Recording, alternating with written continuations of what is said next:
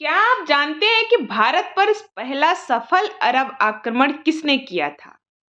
सिर्फ लगभग 17 से 18 साल की उम्र में एक युवा सेनापति ने सिंध पर हमला किया, राजा दाहिर जैसे शक्तिशाली शासक को हराया और इतिहास की दिशा बदल दी।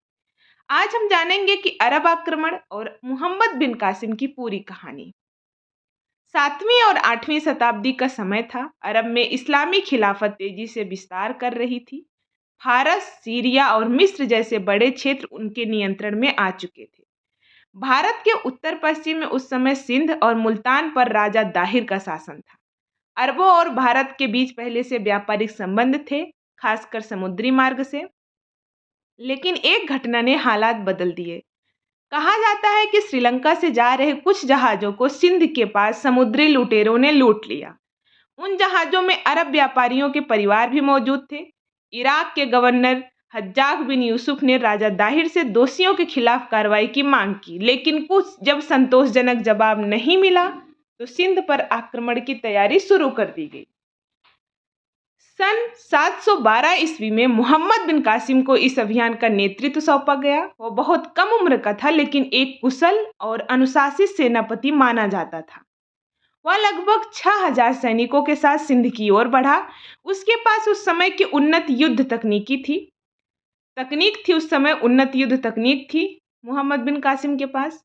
उसने मंगोनेल जैसे बड़ी युद्ध मशीनों का उपयोग किया, जिनसे दूर से भारी पत्थर फेंके जा सकते थे। मंगोनेल, यह तकनीकी उस समय भारतीय सेनाओं के लिए नई थी।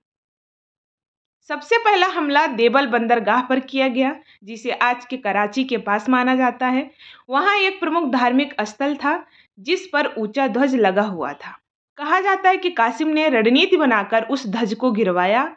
ध्वज गिरते ही रक्षकों का मनोबल कमजोर पड़ा और देवल पर अरबों का कब्जा हो गया।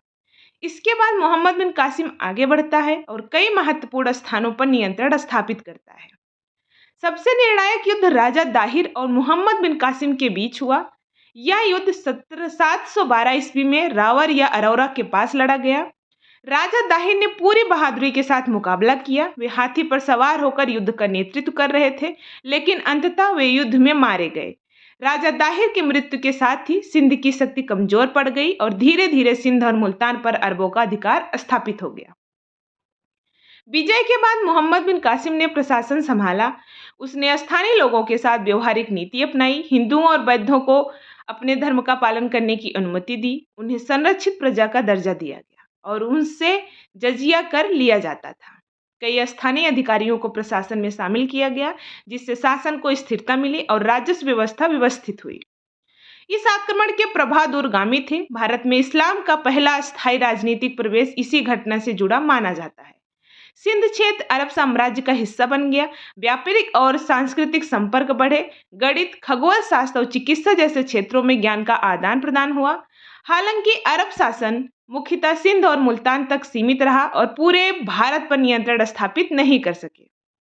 कुछ वर्षों बाद खिलाफत में राजनीतिक परिवर्तन हुआ। सत्ता बदलने के बाद मोहम्मद बिन कासिम को वापस बुला लिया गया। नई सत्ता के साथ उसके संबंध थे अच्छे नहीं रहे और उसे कैद कर लिया गया। लगभग 715 ईस्वी के आसपास उसकी मृत्यु हो गई। इस प्रकार जिस युवा सेनापति ने कम उम्र में एक बड़े अभियान का नेतृत्व किया था, उसका अंत भी राजनीतिक परिस्थितियों के कारण जल्दी हो गया।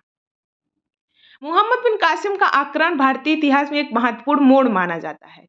इसने आगे आने वाले तुर्क थे और अफगान उनके आक्रमण किए, उनकी पृष्ठभूमि मोहम्मद बिन कासिम ने ही तैयार कर रखी थी। यह घटना हमें बताती है कि रणनीति, सैन्य शक्ति और राजनीतिक परिस्थितियां मिलकर किस प्रकार इतिहास की दिशा बदल सकती हैं। अगर आपको यह जानकारी रोचक लगी हो तो वीडियो को जरूर लाइक करें, चैनल को जरूर सब्सक्राइब करें और कमेंट में अपनी राय जरूर लिखें कि इतिहास किस घटना को आप किस नजरिए से देखते हैं। मिलते हैं इतिहास के अन्य पन्नों के साथ एक दूसरे वीडियो में। धन्यवाद।